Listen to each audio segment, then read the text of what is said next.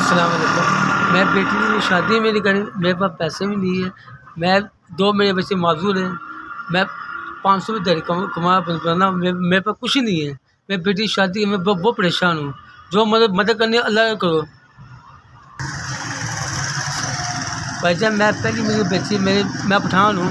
मैं पहली बच्ची की शादी में मेरे पास कुछ ही नहीं है, देने कुछ ही नहीं है। अब आप मुझे अल्लाह रात मदद करनी है। आप मैं लेडी नहीं करता हूँ। मैं बेटी की शादी करनी, देने में कुछ नहीं है। आप मुझे, मैं बड़ा परेशान हूँ। मेरे पास कुछ नहीं है। मैं इतना परेशान हूँ। मैं पहली बेटी की शादी करना, मुझे देने कुछ नहीं है मेरे पास। इतनी गुंजाइश नहीं है बेटी को शुक्र इसमें आप गरीब बंदा।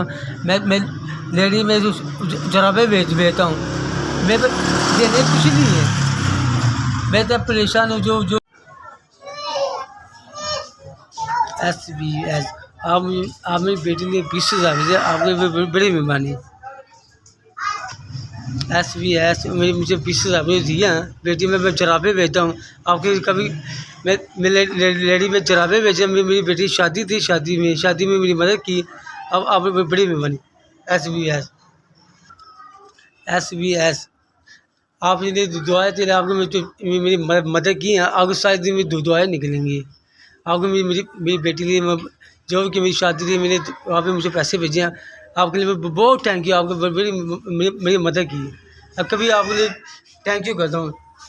Thank you.